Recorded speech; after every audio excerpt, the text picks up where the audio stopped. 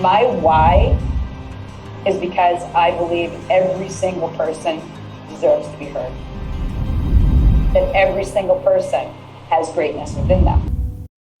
Hello and welcome back to another episode of Master Your Life. I'm Kate McKay. I'm super glad that you're joining me again today. And today, drum roll for the one, the only, the Dan Storey. Welcome to the show, Dan. Thanks for having me, Kate. I'm glad there's only one of me. Like, can you imagine if there's more than one of me? This world would be crazy. I know. You guys would be fighting with swords. Speaking of swords, just a little bit about Dan, and we're going to get right on into it, as I say. Dan's an author, he's an athlete, he's a coach and trainer, and he's also a champion. We're going to just toot your horn a little bit. You just competed and won the title of Mr. Eastern INBA as a physique competitor last, what was that? A week and a half ago, 2 weeks? It feels like yesterday, but also 2 weeks ago. There's been a lot of meals in there, but also a lot of workouts since. So yeah, I think a couple of weeks ago. That's so awesome.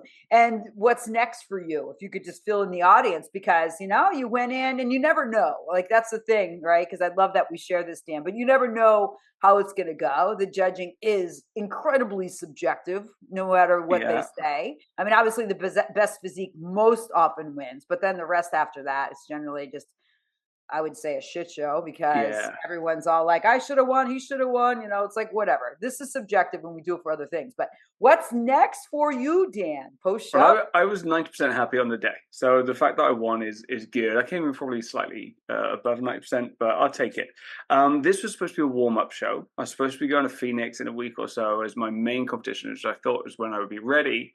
But as I won it, then I don't need to go to Phoenix because I've qualified for the Natural Mr. Olympia in Vegas in the beginning of November. So I know the big guys are up on stage in a couple of days, but us natural guys have got a few more weeks to wait. Yeah, the healthy and natural, right? I mean, it is, I think that if you don't mind explaining to the audience a little bit about the sport from your end. I compete in an organization, I've competed in a bunch. Some of them were drug tested, some of them not. And there is some that are natural and some that are not. So if you could just explain a little bit from your end, your sport specific, and how it's different. So we all do the same thing, right? The big guys, the really big guys, and us not so big guys. And the question is, how much additional help do we want? And I have no judgment. Like, if I was brave enough or crazy enough, I had access to it, and at a different point in my life, then maybe I would have taken some performance enhancing drugs, because there's an element of wanting to see the best at their best, regardless of how they got there, which is why we kind of gravitate to things like the Olympics. So I love these guys, and I think they do some phenomenal things, and what they're able to craft with their body is simply, you were just saying it a moment ago, a work of art, right? It's impressive what they're able to do, and they push themselves to limits that no mere mortal can get to. I do as much as I can of that, just without the performing enhancing drugs. So it means it's harder for me to create testosterone to make my muscles grow. I don't quite get the same recovery level because I haven't got the kind of peptides and things that they've got access to. So I have to do it on a natural basis. Not from a judgment perspective. Some people draw the line, but for me, the reason I choose to do it naturally, is I just want to be a bit healthier. Like, I know a lot of the guys from the kind of performance enhancing realm, they get their blood work done. Now it's a lot more, I'd say, safe, but they're able to interact with their kind of health markers a lot faster. If you look back in the past, kind of when we were growing up, remember the Flex magazines, did you see these amazingly ripped bodybuilders, and then 2 weeks later, it's like they've had a heart condition or something like that. You're like, wow. But so I think the technology and the health technology has come on a long way to allow us to be healthier in that space. But I'm also a dad, a husband, a son, a brother, all those kind of things. I want to stick around for a little while and see that. And, just so longevity is important for me. That's so true. I love that. Thank you so much for sharing that. And I feel the same way about, I can't judge the enhancement. I mean, it's like they say historically that any kind of enhancement is first tested like on racehorses, and then it's bodybuilders, and then it's the general population. Yeah. Because the bottom line is that people, you'd be very surprised how many men and women are on hormone replacements. Yep. And I just want to say this, as very, very important. I'm on bioidentical hormones. tested from my doctor as, because I'm 60. So post-menopausal, I'm not going to be able to maintain the healthiest of tissues. And I'm not just talking muscles. And I think that that's a very important, is that we can't, with just diet and exercise, necessarily protect our joints, protect our brain health and all of that. And now really science is on our side, that muscles are so important for brain health and longevity. It's just, it's the mitochondria are built in the muscle. I mean, how can that not be? Our energy packs are built in muscle. So there's some amazing scientists doing aging work or anti-aging work and researching that. And, men, and I can only speak from a men's perspective, but men's natural testosterone goes down as we get older. It happens. It contributes to aging, contributes to balding, but on a cellular level. Right. So testosterone impacts, I think it's the telomeres, which is responsible for cell division and cell multiplication. And these things shorten over time. So actually, by adding in testosterone into the body, we can actually keep telomere length, which means that we're staying healthier for longer at a cellular level. So whether you do it from a performance enhancing perspective, I still think there's some application for kind of later on testosterone supplementation, but purely from a health thing. So something I want to look at is the biohack thing is a really interesting space. But for now, I'm not allowed to do any of that. So no, exactly. You get tested. So talk a little bit about your class in the sport, because I think it's important. And you guys, this is all fascinating stuff, because you'd be surprised how many organizations there are, but also the different types of physiques that you can enter your body into based on your genetics, which is really cool. So if you don't mind sharing what you do, that would be really helpful. The men's side is a lot easier. There's only 3. There's a couple of others. I found this beach body the other day. I don't know what that is, but we'll go with it. But imagine there's 3. There's what most people will see as the traditional bodybuilder, which is the open class, which is make your muscles as big as you possibly can. And just stand there, shorts, the giant muscles, big as you can, but still good proportion. I think we've seen evolution. I remember, back in the day, you had kind of the Serge Haney, that kind of very round Serge Olivier Lee Haney, the round fullness of muscles. Then you went through the Dorian Yates phase, which was just like, oh my god, there's a slab of meat on there. And then you had the Ronnie phase, which was somehow both, it's giant and it's symmetrical, and you're just thinking, how do you do that? And that's kind of the open class. Those guys are just getting bigger and bigger. But if you look at someone like Derek is kind of, the size has come down in terms of height, but the volume, this guy takes up so much space. But again, still shape, symmetry, definition is phenomenal. Even ab control, which used to not be a thing in the open guys, but they've got really good abs. It's like, how do you do this? Beasts. Then you have what would be called classic physique, which is, if you imagine all the Roman statues. Now, we live in New York, so we've been to the Met Museum a few times. There's one wing you go through, there's all the statues, and they're all the perfect symmetrical proportional shape. You look at the statue of David and you think, yes.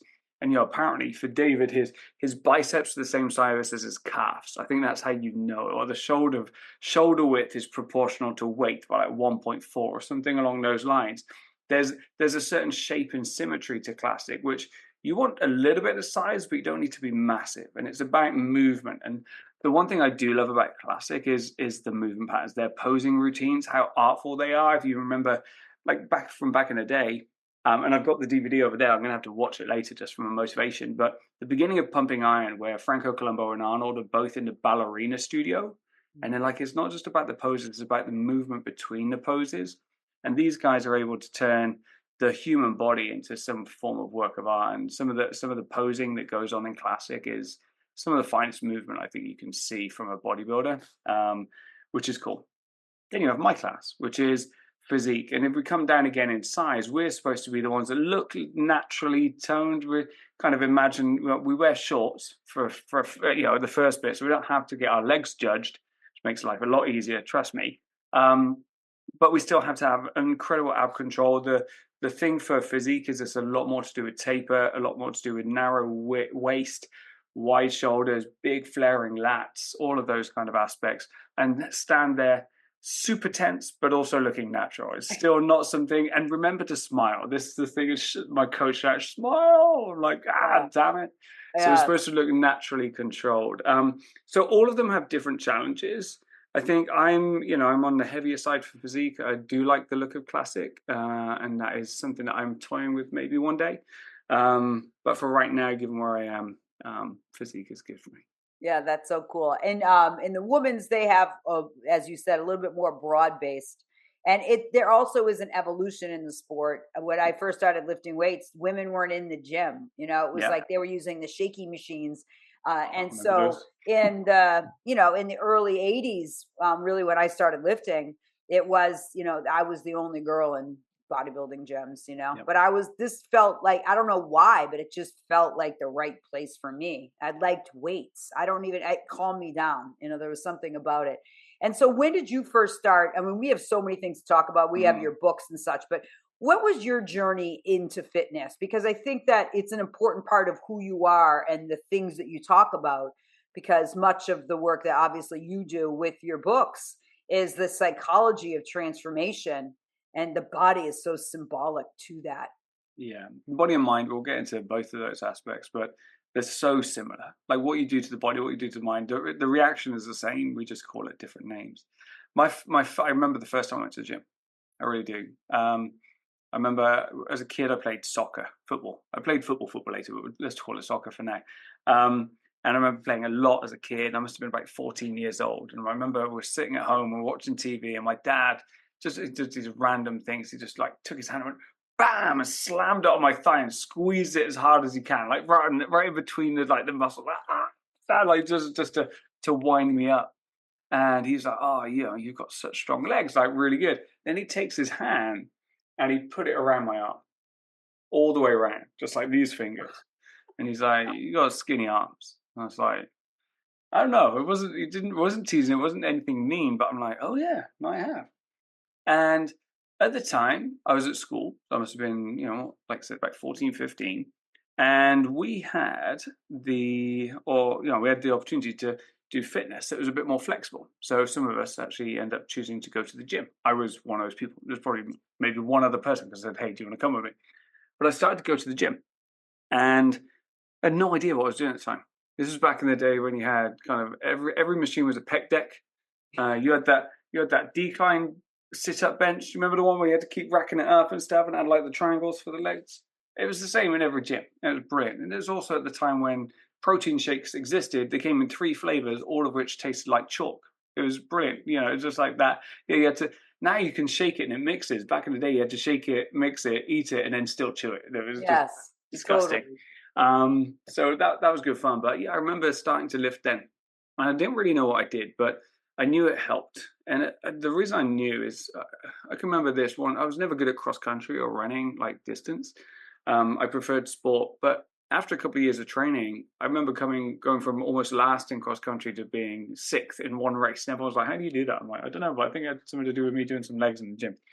And I gradually put on size. I was able to go from kind of, not really competing at sport to competing in sport, captaining some of the school teams. Then when I got to university, being a decent athlete and being able to represent Great Britain, actually, at American football. So I did all right. And all this time I was training, and I was training to support sport. Like I said, I played Great Britain and semi-professional American football in Europe, which isn't a great level. We tried to play against the US and we just got beaten. So It's so yeah, cool though. it was very cool, and that's probably my favorite sport. And I love it, and I have a huge history with it. And yeah, it was always train, train, train. I don't think I ever stopped training. Even when you get injured, it's like, "Oh, you should take a rest." I'm like, no way, because I'll go crazy. And I remember like having times off, and your head goes. I don't know why, but I need, like you say, it calms me down. So it's always been there. But a few years ago, like COVID hit, I stopped playing football. And I said to myself, I need a new challenge. I need a new challenge. And, it was a time where I couldn't really do anything. I had a new routine because I had a baby and a child. So I couldn't really go off and play football. Football froze for COVID. We ended up moving. And I said to myself, I want a challenge. And I tried Ironman for 5 minutes. And my body went, "Nope, this ain't you. This is Not not built you." for it. Yeah. And I said to my little brother, I said, "What about bodybuilding? What do you think?" Because he'd been a bodybuilder like 12, 15 years ago on the untested side. So he'd taken performance enhancing drugs. He said, "Don't do it." So why not? So because I know what you're like. You're going to get into it, and it's hard work. And it's, you know, as soon as you get into it, it's just a constant pursuit of something that you're never quite going to reach. I'm like, that sounds cool. Like, Sounds perfect. where do I sign?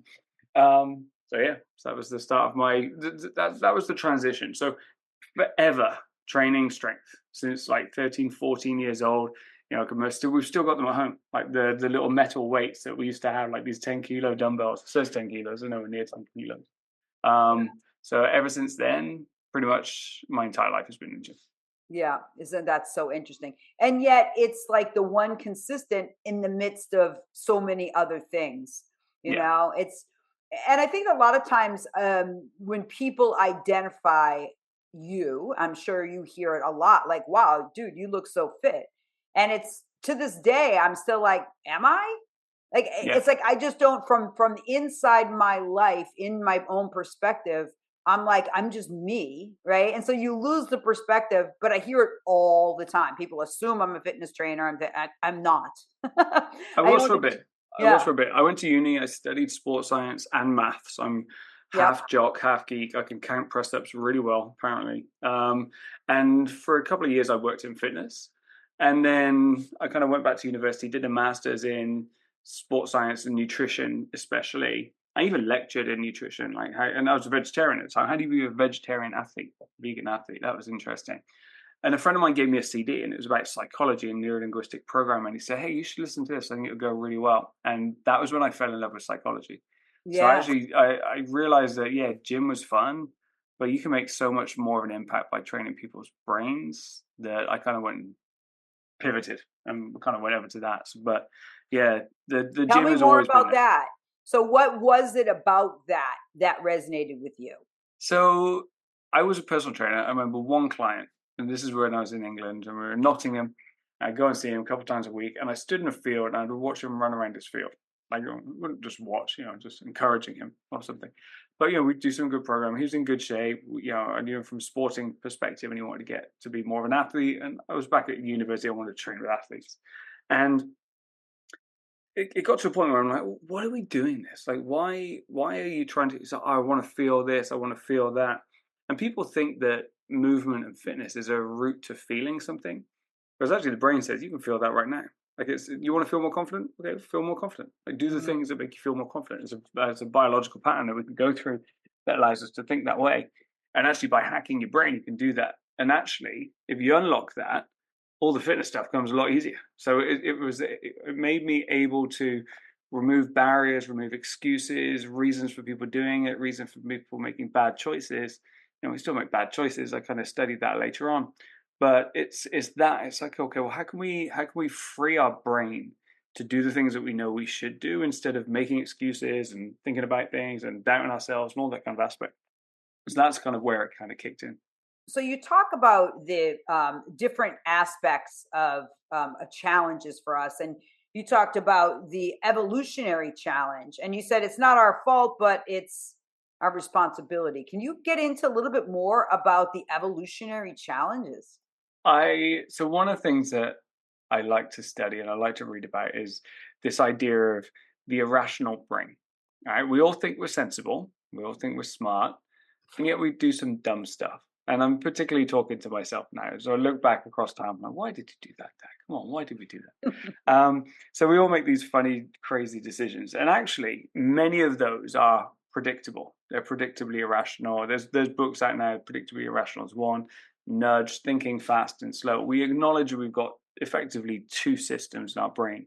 One that is instinctive and thinks fast, doesn't put too much effort into it, says, oh, that, and quickly reacts. Makes it easy, right? What socks are you going to wear in the morning? Those ones. I don't have to think about it. I'm not going to weigh up the pros and cons of wearing different socks. I'm going to grab that one. How do you have your coffee? Like that, like default thinking, no thinking. Let's just get it done. And then there's the slow brain, which says, I like to think about stuff. It's like, hey, which investment plan should I take? And the fast brain goes, that one is easiest. And it's like, wait, probably not best that you drive this ship right now. Let me slow down and make conscious decisions. But our psychology hasn't really evolved over the years. So, you know, we have to make a lot more decisions, but our wiring is still the same. So we tend to make these kind of, sometimes we make rash decisions when we should probably slow down. Sometimes we slow down when we could probably just trust our gut. And then there's other things as well that have kind of become endemic or systemic.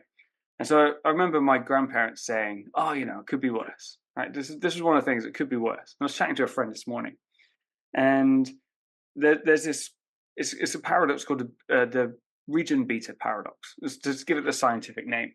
And have you ever been in a situation where, like, it's bad, but it's not bad enough to change? Right? There's a point where things change over, where we go, enough is enough, right? And it has to change. But earlier this year, in one of my competitions, just before I got injured, playing soccer with my brother-in-law, and we're just playing like Sunday night. It was very casual, and the ball was there in the middle. I ran over to kick the ball, and somebody else ran over to kick the ball. We kicked it at the same time, but I was kicking it on a Sunday night, and he was kicking it, he thinks, in the World Cup final, and he just absolutely, my knee just got shot. But I didn't think it was that bad.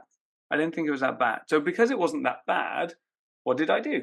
Man, not very much. I went home, raised it, iced it, did all the things we know we're supposed to do for like a day, and then just kind of carried on walking around on it. And surprise, surprise, it didn't get better. But I kept saying it wasn't that bad. Now, if it had been that bad, if it had been like pointing different directions or bones sticking out or all sorts of people go like that, then what would have happened? I would have gone to the doctor. Right? I would have gone to the doctor. I would have had tests. I'd have had scans. I would have said, that's terrible. You need to do these things. I'd have had a physio. I'd have had a plan. I've had to do that. I'd probably have rehabbed a lot faster doing that, even though it was a worse injury than I did with my perceptively minor injury. So in theory, there's a continuum. And at some point we cross over to this point where it could be worse to, oh my goodness, this is terrible. I need to do something about it. But this isn't about my knee injury. This is about people's life. So think about jobs. Like, people get stuck in jobs where they don't like jobs. Oh yeah, but it could be worse. My mate's got a terrible job. We're really good at comparing to other situations. So it could be worse. It could be worse. So we never cross over that threshold where we quit and go and do something else. Or we get stuck in relationships where we're like, well, I don't really like it, but I don't really want to be single. It could be worse. I could, just look at what Dave's got going on over there. Poor Dave. And so we compare again, and we take the pressure off ourselves to create change. Another one with health, right, is health. It's like, oh, I'm a little bit overweight, or my jeans are getting a little bit tight, but it could be worse. I could have a heart attack. And at some point, we're going to cross over that, especially in those situations. And we can either be passive and wait for things to happen, or we can kind of realize that this is just an imaginary point in our brain. It doesn't actually exist. This is the crazy thing, right? It's just we're really good at pushing it away from us anytime it gets close. And this is the thing with people who lose weight. And I've got somebody who I know who's always trying to lose weight, and they do a diet for like 2 months or like 2 minutes, and they lose a kilo, and they're like, oh, I feel good about myself. And they take the entire pressure off. But it could be worse. Could have been that. So this is the idea that, and there's so many of these different psychological elements that just keep us stuck. We just end up staying in the same place. And then we like to stay in the same place. They reinforce it. We get this status quo bias. And then we don't change. And so you can actually say that in theory, the reason you're stuck, if you don't like where your situation is and all your things that are going on, it is a psychological element. It's not necessarily your fault. But if you feel like you should change it, then it is your responsibility.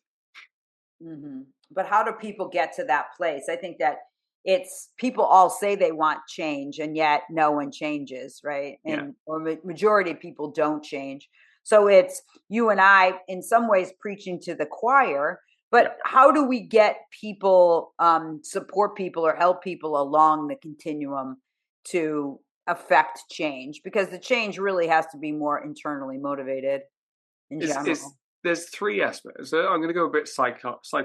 We're going to nerd out a little bit, Kate. We're going to nerd out. I'm going to try and make it less nerdy, but I can't help it. So there's a model called the theory of planned behavior that explains when people want to do something different than they're not doing at the moment. Okay, theory of planned behavior. Isaac Ajan. I probably just absolutely trounced his name, but that's the guy. And he says that the ultimate goal is behavior. And if we want to change behavior, we have to have an intention to change behavior. Okay, that comes first. We have to want to change it. And the 3 things that contribute to intention are our attitudes around the behavior, our social circle, and what they call social norms, and our self-belief, our self-esteem. So let's take smoking. Smoking is the classic one. We can all think about this.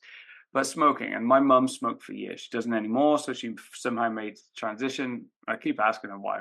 Things changed, right? Yeah. So the behavior is smoking. I want to stop smoking. So I have to want to stop smoking. So my attitudes towards smoking have to shift at some point. If I think that smoking is nice and it's a relaxation, I can just take a deep breath, or it's like 5 minutes out of my day where I get to be myself, and then I'm never even going to have the intention to change.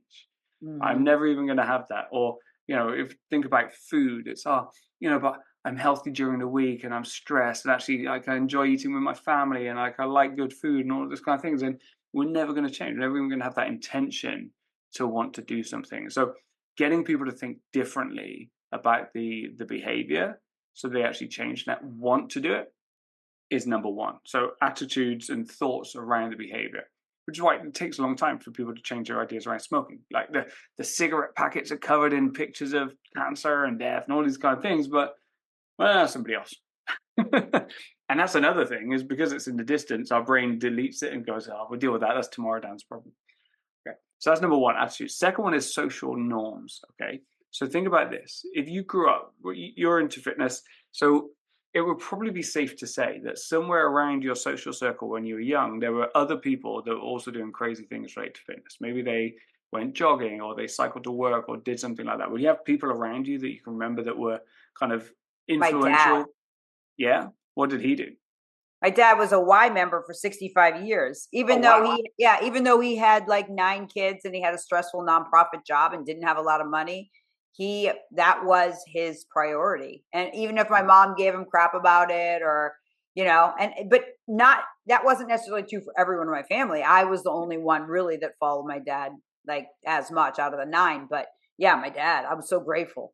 Yeah, and that's actually one of the things that I love about bodybuilding. My daughter calls me Daddy Muscles, so I know that I'm planting the right seeds. I think so. She'll be next. Yes. Whatever's coming up, she's Yes. going to the Olympics for sure. But our society, our social norms play a huge part. Like the pressures that our peer group and the people around us exert make a difference. So, like you said, the wife, is not necessarily complimentary, or your friends don't agree, or your society isn't set up, or your friendship group is, let's say you're trying to earn more money, but all you do is you hang around with people in the bar who work at the factory all day, like in the blue collar. How are you ever going to escape that? Because you start having conversations with them and they're like, oh, who are you? You better than us? Same with fitness, right? Is why you going to the gym all the time? Just come out for a beer. Like, I don't know how many times I've heard that. And they just say, I'm sorry, I don't. And so actually being intentional around your peer group and who you spend time with is really important. So I've tried to make friends in the bodybuilding community. Now I'm writing, I'm trying to make friends who are authors and things along those lines. With podcasting, so trying to make friends with podcasters, because who you associate with is going to cause you to level up your game. Like that's the thing, is you come back to sword environment. Iron sharpens iron, right? So maybe I should have got 2 swords. But there's this idea. So you're gonna get one. I'll get another one. Yeah, 3 weeks. Yeah. So we want to hang around with people who are going to put a positive pressure on the society. So if you start hanging out with people who are healthier than you, guess what? You get healthy. If you start hanging out with people who are richer than you, guess what? Your expectations for your wealth go up and you will get wealthier, right? But we've got to be intentional with who we spend time with. So that's the social norms. And the third part is, do we believe it? Do we believe it? And this for me is the biggest one, right? Is I think we can all think differently, and we can all hang around cool people, or change our Instagram feed so we've got full of motivation. But then, do we believe we can? And this was for me one of the biggest things. And I sound all confident and talking about it like I'm doing it, and I've done some shows now. But there was a long time before I did my first show, that I didn't feel like a bodybuilder. I didn't. Had no experience, hadn't been on stage, had never done it. Was telling a couple people that I was going to do it, but I felt like a fraud all that time. I was weighing every meal. I was waking up in the morning. I was coming downstairs. I was standing on the scale and I was looking at it and it wasn't moving, and nothing was happening. And I'm like, I don't know. Is it going to happen? And I didn't have a date in mind. It was just something I said I was going to do. And then one day, something happened. I was like, did the same thing. Came down, put the kettle on, went into the bathroom. Tried to make myself a little bit lighter. Took as many clothes off as you could possibly do, and to make yourself lighter again. Stood on the scales and I looked down, and something wasn't so great. And then I looked up and I caught a glimpse in the mirror, and I was like, "Who's that?" Wow. And I can remember it so vividly because I didn't recognize myself. I was like, "Oh, something's happening. And there's a point in which you start to believe when you're on some crazy journey like this, because there's doubt, imposter syndrome, fake it till you make it. It's just, this is where discipline comes in. You got to be disciplined, just show up, do the work. But at some point you'll cross over and you'll have this like, oh, I'm on track. And if you're in business, maybe it's you get that first client that says yes, or if you're doing a diet like this, it's like you hit that milestone, or there's so many different ways you can do it. But that self-belief thing is what actually will take an intention to the behavior. So really being conscious about reinforcing that and believing in yourself, that's where the mindset stuff really kicks in. I think that's such an interesting thing. And I'm curious about where the science is going to go on this topic in particular, because I think it's more, personally, I think it's more than a self-belief. I think it's more like, I believe I'm worth more than this. And sometimes that's enough belief. That it's, I'm worth more than this. I am here for more than this. I don't know what it is. So I would say self-belief, self-will, and self-determination are equally key. And I think Alex Hormozi said something interesting recently. And I think that some of these things that I'm going to be talking about on my podcast aren't going to go over super well, because I don't believe that we're ever going to be necessarily like, oh, I'm worthy. I feel 100% worthy to find this perfect relationship, or I'm worthy now of having this great job, or I'm like that. All of a sudden, the worthy fairy is going to come and ding you on your head. No. It's not, because your future self, you don't know who your future self is. You don't know who that person is. You don't know they're you, but you don't know you and what you're capable of right now. But you do have to know that there's more than this. And sometimes it's your future self is the one that's worthy, not. I love Alex Hormozi. I think some of his stuff is brilliant. I've read most of his content and I've seen all of his videos. So what do you think about that? Because I think it's an important conversation to have because I think the science is shifting, and I think it will continue to shift, because I think in some ways we have to hijack this. I have to do all this self-work before I can do this. And I think the self-work and the social work have to go together. I really, truly do believe so. So I've been studying mental toughness, which is the model that I think is really useful. And it's a scientific model, it's 8 components. And one thing that I found is you cannot build mental toughness without revealing mental toughness. You can't reveal whether you've got it without building it. So for example, with discipline, you don't know you've got it until you challenge yourself to see if you've got it. Like that's the only way. So you build it and reveal it at the same time. And this is, like you say, there's a lot of people wait until I'm not ready. Just do it. Just do it. And my favorite quote on this is there's a lot of people that say, oh, what would you dare to do if you knew you couldn't fail? I think that's wrong, because it sets people up for aspirations of doing these amazing grand things that are never going to come off, right? Seth Godin says this. Seth Godin says, what would you dare to do if you knew you would fail, but you would do it anyway? And I think this is, and come back to Alex Hormozi, this is what we've got to do. We've got to find something that we absolutely love, that we believe in, and we've got to go after it. And whether we win or not, we got to keep going after it. And this is the thing. Anytime we set up a big goal like this, let's say, for me, I'm going to write my 3rd book. It'll be second personal development one. I still don't necessarily feel like an author. I can't really go around calling myself an author. You called me one at the beginning. I'm like, yeah, I'll go with it. I'm like, whatever. But I don't feel like it inside. Who gives a crap, right? Because who I am today is a result of all the decisions and experiences that I've had up to today. So I can say, like, this is me. But if I want to evolve, then I can't be attached to that person. Like he's I've got to make peace with the idiot stuff that he's done. I've got to love the things that he's built on, but I've got to let go of it if I'm going to get to that next level. And that's what imposter syndrome is.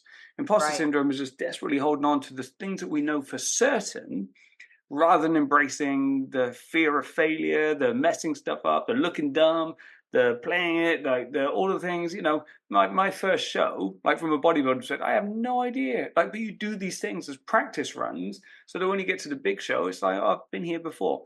That's what experience is. And Alex Hormozi says, I'm pretty sure it's something like, the reason he can be so confident is because he's got the experience to back it up. He's not talking hypothetically. He's talking from experience. The things he's done, that's what gives him confidence. I really like that aspect.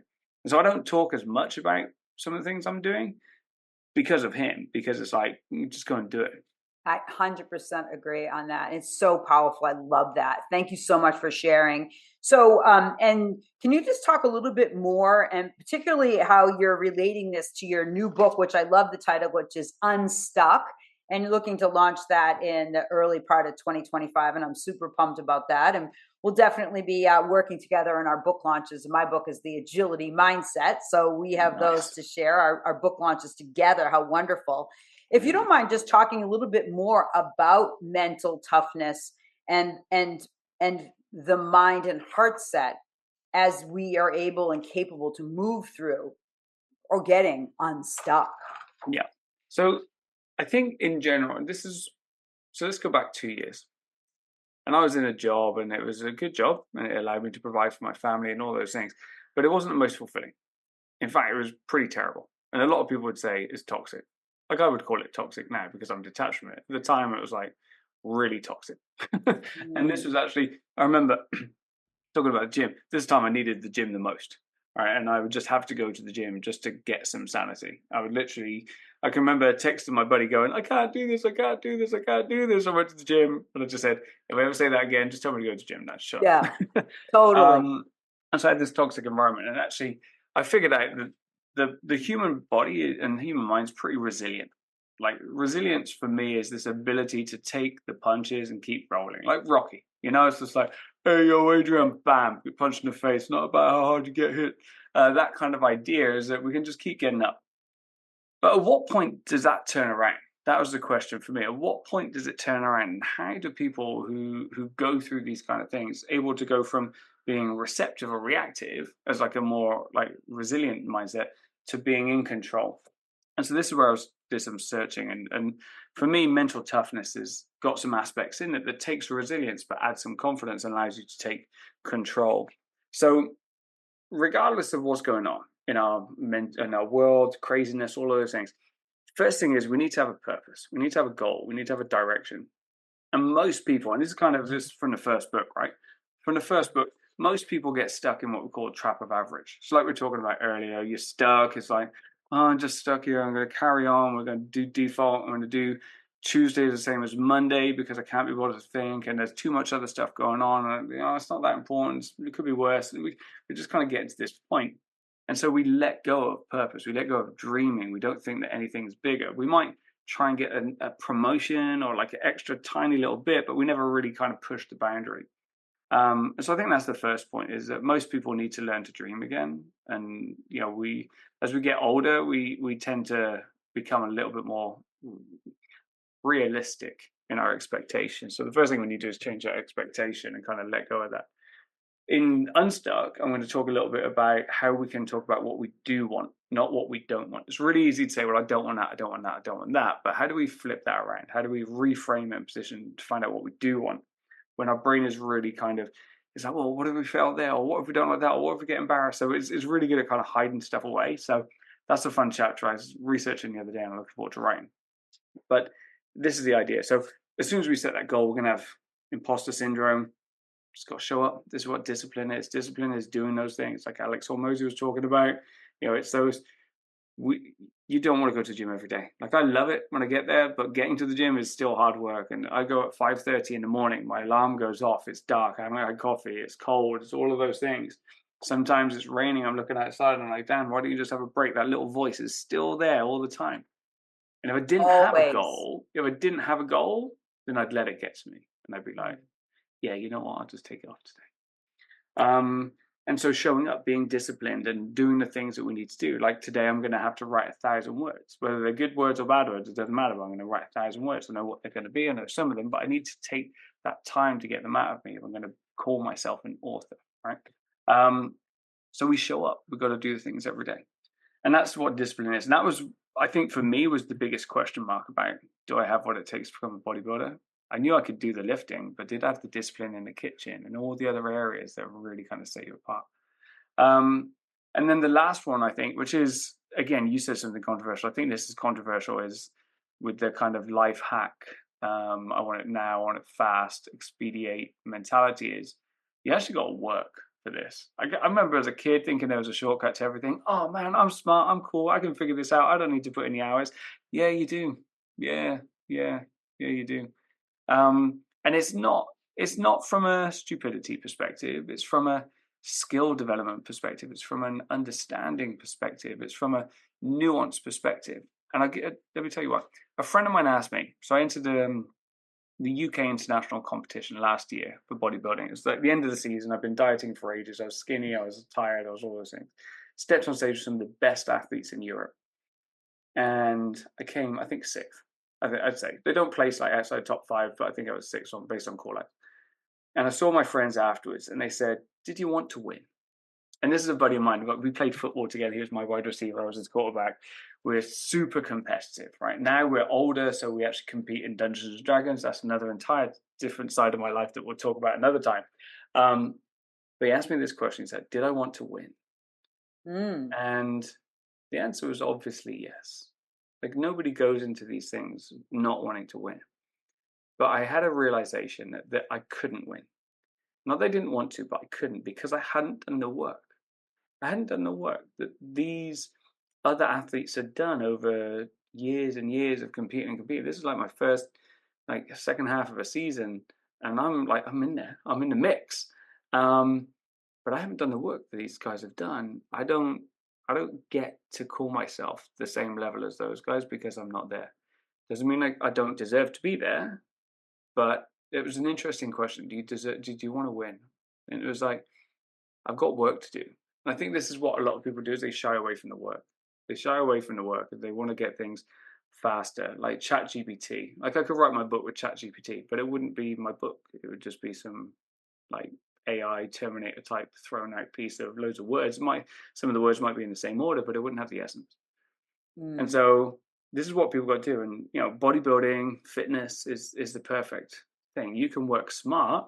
You can have all these fancy machines and stuff like that, ones with the crazy angles and the handles and this, that, and the other cables and the lights that flash and count how many stuff you do. You got to lift it. You got to move it. And so whatever your goal is, like, there's an element. Just go and work. And this is where, just final note on this is where sacrifice comes in, because there's no such thing as balance. There is no such thing as balance. You can't be a bodybuilder and eat cake. You can't have this. And everyone asks Richard Branson, "Do you have like work-life balance?" He's like, "Yeah, of course I do. I live on an island. I have jets and yachts and jet skis, and I do ballooning and crazy stuff. I have family." Yeah, you do now, but when you were in the grind, did you have work-life balance? And the answer was no. And so people always ask these like super successful people, "Do you have work-life balance?" The answer is yes, but during, no, there's no balance. So what are you prepared to give up? What are you prepared to sacrifice in order to have that dream? You got to give something up. And the more you give up, the more you say no to, the more energy you'll have to say yes to the things that are really important. Yeah, it's awesome. I think one of the main things I heard from you too in that is that there is going to be suffering, and you have to be at one with the suffering. And I think I competed in bikini for 17 years, just a lot of years, and it wasn't ever about me. And I think that that's the interesting piece, is that if you think you're going to be motivated to do it for you, it's not going to be nearly as rewarding. I'm here to inspire other people to live courageously. And it's interesting being through this hurricane, and everyone's pissed at me because, "Why didn't you leave?" It's like, I'm a helper. I'm in a building that's safe, but I'm here to serve. So this isn't about Katie getting away and escaping so that I'm safe. I don't play a safe game. I play a game to serve. And you can't be safe and serve necessarily at the same time. You just can't. And I'm just going to be honest. I think I got fired up over this because I see the polarization that's happening politically with this stuff. And I'm saying things, and I'm having people message me and saying, "How dare you say that?" Just following some party line. I'm like, I'm on neither party line. I'm here to serve the people. Yeah. I'm here for the people. Voice of common sense. Yeah. And Gandhi was a warrior. He was a war strategist. I hate to tell you people. He was a strategist. He maybe have chose pacifism as his method of war, of strategy, his war strategy, but he had a strategy to win for people. And, you know, when you represent on stage, you're not just doing it for you, and you're doing it to inspire others. Yeah. The reason I do it is I'm a psychologist. I'm a behavioral scientist, and I don't want to talk about books. I want to talk about stories, and I want to say, you know, this is what the book says. This is what it's like in real life. And the more I can do that, the more I can challenge myself to test the limits, the more believable I can be, and then the better teacher I am. So how does that play out for you as far as your sense of self-efficacy, I guess? I still have imposter syndrome. I'm still new in this game. I haven't figured out how to have massive levels of confidence. Do I think I ever will? Don't know. Like, does it ever come? Probably not. I get comfortable. I get stuck. And I'm like, Dan, you're trying to teach people how to get unstuck. Go figure it out. It's like that kind of thing. I coach, and a lot of people come to me with problems. I'm like, and I think actually Gandhi was this, or was it Gandhi or Buddha? One of the two says, I need to quit sugar. Like, can you give me some advice? He says, come back in 4 weeks. And they're like, we're to come back in 4 weeks. Like, oh, what do I need to come back now? It's like, well, I had to figure it out myself before I can tell you what to do. It's that kind of thing, right? Is we can't teach without having the experience. So I think I was chatting to somebody today, who are my books for? And I said, the more you can write a book for an individual, the better. And the books I write are for me just before the journey, which sounds very selfish, but it's the book I wish I'd read when I was in my situation. And I'm like, yeah, that's what I wanted to hear. So it makes me believe my words, and then they're more powerful. And so who do you feel that you're here to serve, Dan? It's a good question. And this is the whole niching point of any marketing consultant. Dan, you need to find a niche. You need to niche yourself. I think that's bullshit, by the way. Yeah, I know. I think I have a general hatred of the status quo, of people settling, of people accepting their situation, of people just getting stuck in this trap of average. I think we should all challenge ourselves. I think we should do things. It doesn't have to be every day. It doesn't have to be like our life is perfect. We have to have jobs. We have to have relationships. These things serve us in a lot of cases, but we also want to explore life, and we want to live our fullest. And this is what I don't want to do, and I don't want anyone to do, is to get to the end of their life and just go, oh, I wish I'd done that, or I wish I tried it. And yet we do that. We have excuses for why we don't do things. And so I think that's it. My goal is to help people get unstuck, drop the excuses, and really go and see what they're capable of.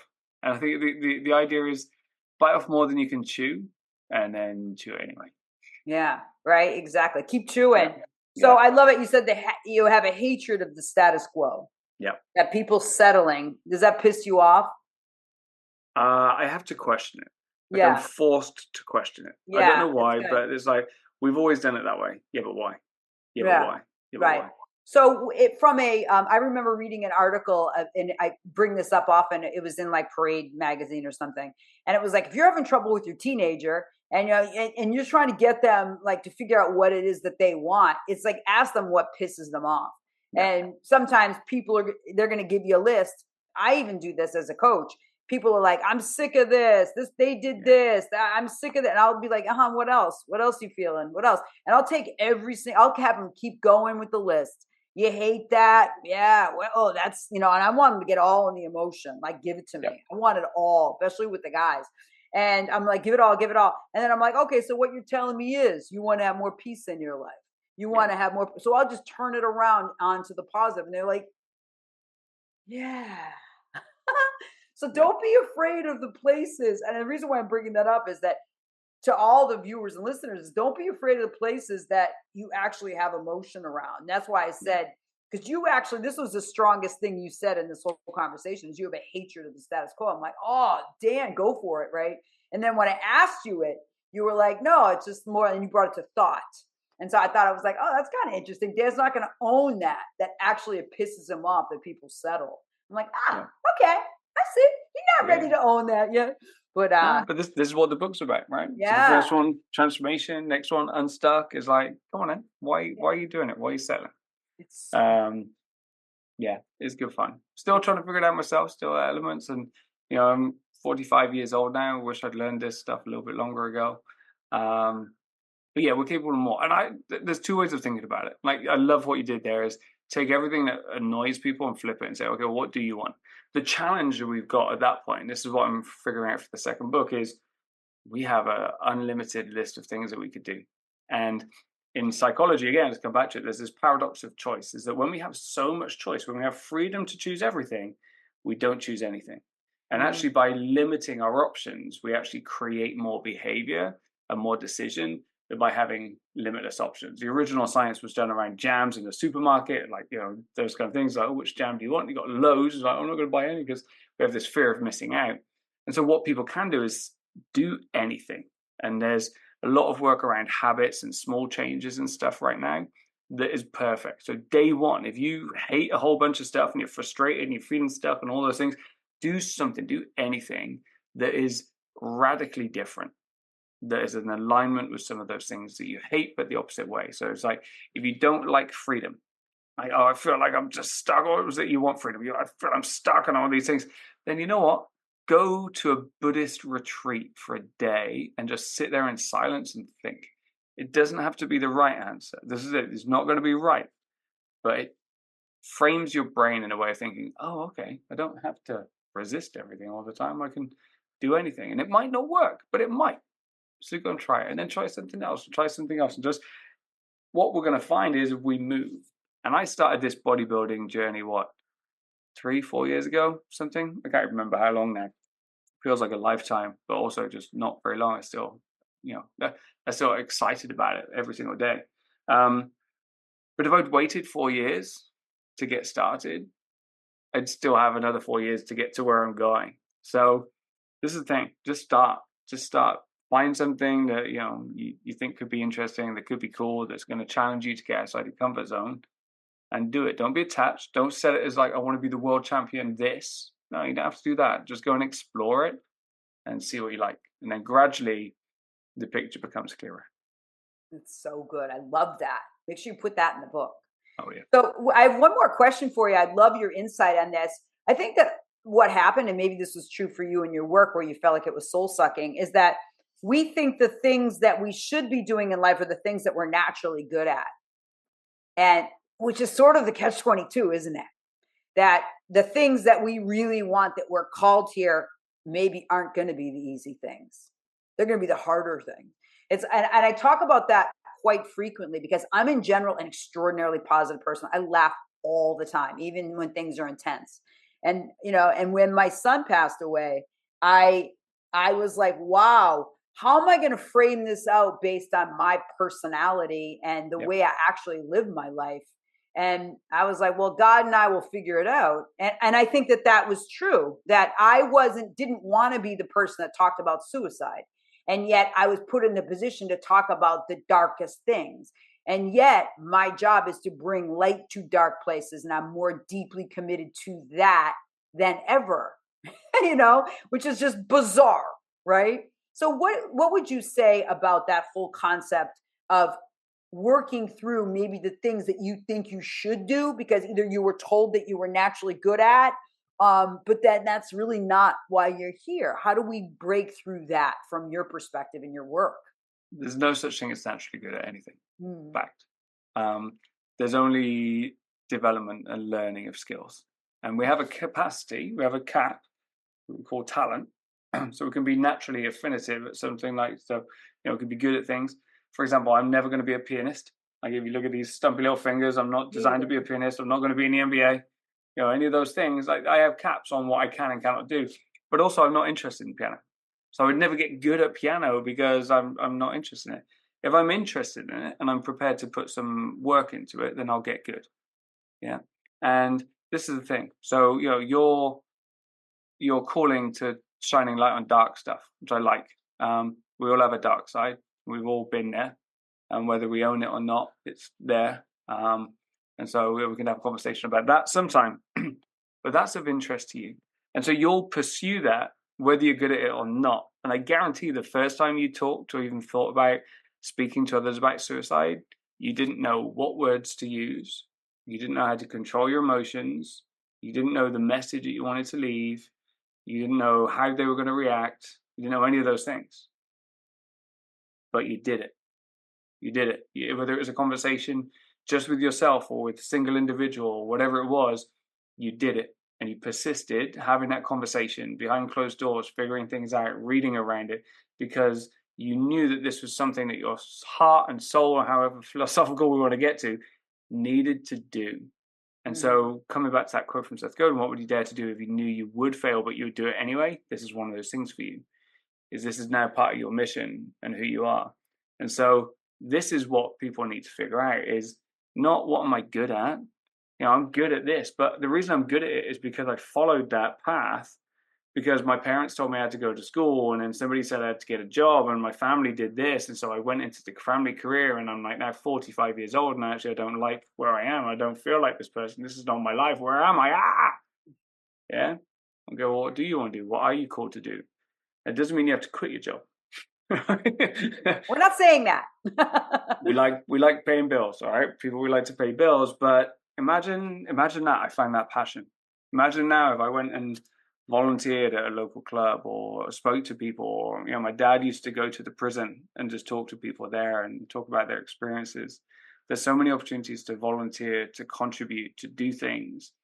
And it doesn't have to be your career. It doesn't have to be the way you make money. I got this pro card behind me, but am I going to be a pro bodybuilder? No. Like I might go and yeah, exactly. I'm pro level, but that's not my career. I don't want to have a career in bodybuilding. I've been in fitness and I love it, and I respect everyone who's in it. And, you know, maybe I will compete. I don't know at pro level, but my passion is telling stories. Like my passion is figuring out this brain thing, which is why I can't stop doing it, even though I haven't figured it out, even though my writing is not as good as it could potentially be. I'm going to still do this thing because there's something inside me that gets excited. And what's the quote? It's like, don't ask what the world needs. Ask what makes you come alive and follow that, because what the world needs is people who have come alive. So that's my answer to it, is talent is a cap on skill. We're not naturally good at anything. And actually, if we go into the book, and I'm going to talk about this really quick, very quickly, is there's a guy, and he did an experiment. He wrote a book, or kind of white paper, called How to Raise a Genius. Laszlo Polgar is his name. He's a Hungarian guy, and he's a mathematician and chess expert. And he had 3 girls. He applied on the internet. So, does anyone want to run this experiment? We're going to have some kids. We're going to turn them into geniuses. Somebody replied, yes, that sounds like a great idea. I love the internet. There's people everywhere. So they had 3 girls, right? And from a very young age, he taught them maths, science, language, logic, all of these things. And one of the things he taught was chess. And the reason he taught chess is because apparently it's very easy to quantify how good you are at chess. Okay, and chess is all about nuance of movement. So you have 3 girls, and up until 3, he kind of did general training. Up until 6, he did intro training, and then he got them the world's best coaches and trainers and people around this idea of chess. Fast forward. 3 daughters. One is widely considered the best female chess champion the world has ever seen. Second one is actually she's the youngest. The third is the second best chess champion the world has ever seen from a field perspective. Third one simply represented Hungary at the World Championships of chess. And the idea is this: his findings are general development up until the age of 3. Specific development starts before 6, and then continuous practice after that. And that is how you raise a genius. So for me as a dad, with a very energetic 4-year-old, so far, what has she done? Gymnastics, she got good at. She was in Prague doing this. Soccer, football, team sport, agility, dynamicism, swimming.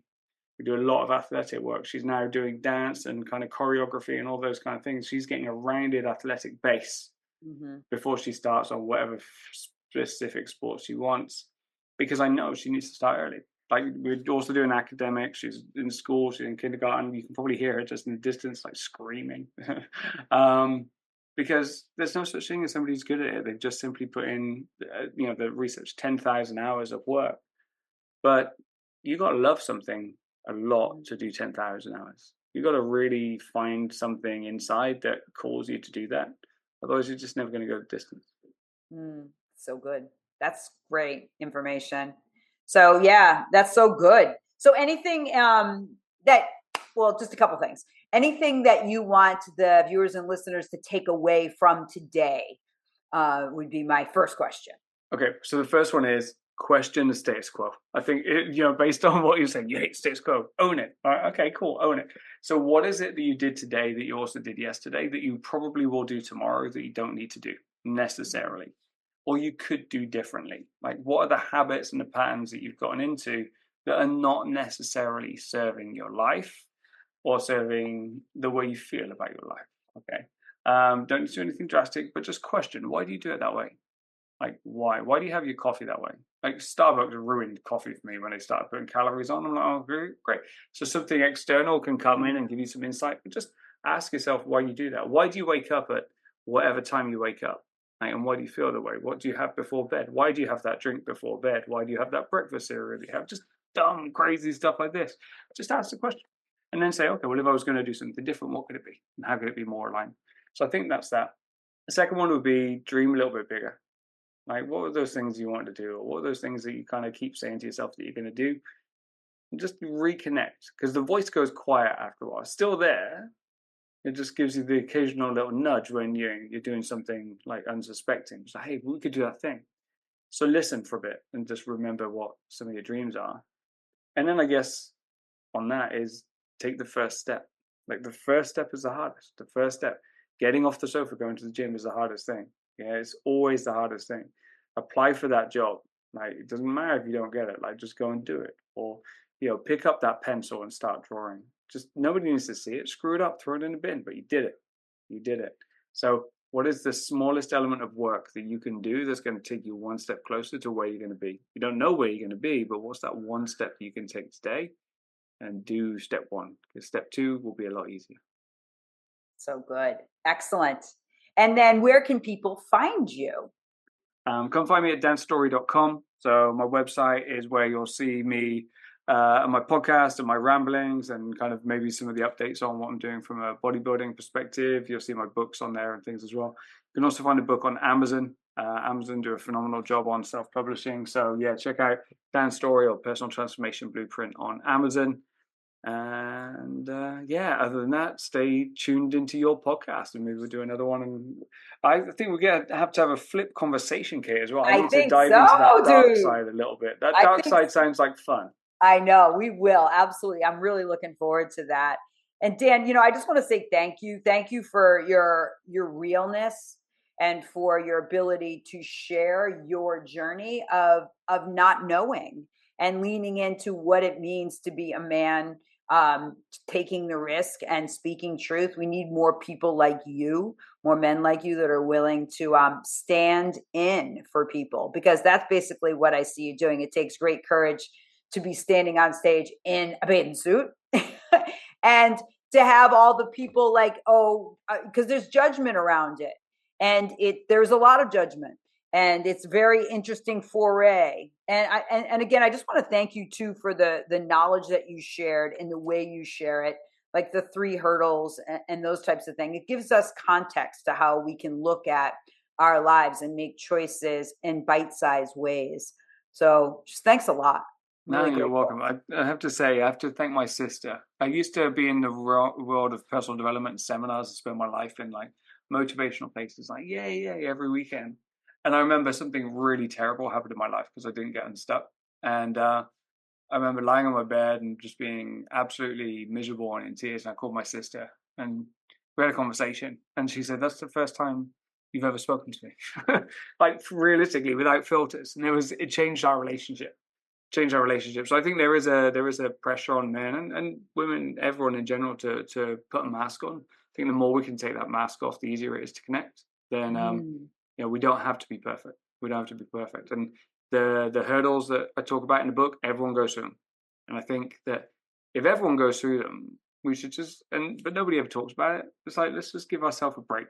right? Because it's not easy being human. It's not easy having this life. Like, you want to do things, stuff gets in the way. Our brain plays tricks on us and does all those things. So just try and take it a little bit easy. Give yourself a break, but doesn't mean you don't have to kind of work at it. So have fun on whatever journey you're doing, and yeah, we'll see you again. And lift weights. Yes, 100%. Get I'm in the sorry. gym. Get some pre-workout. Up your protein intake. Yeah, that too. Yeah, and keep questioning the status quo. 100%. Yeah. All right. Well, thank you for all the viewers and listeners for tuning in to Master Your Life. I'm Kate McKay, and I'm so grateful for your reach outs, your shares. And Dan, thanks again for being part of our playtime today. I really appreciate it. Pleasure. Take care, everyone. Until next time, stay strong, keep questioning that status quo, and lean into those places that are uncomfortable. We'll see you next time.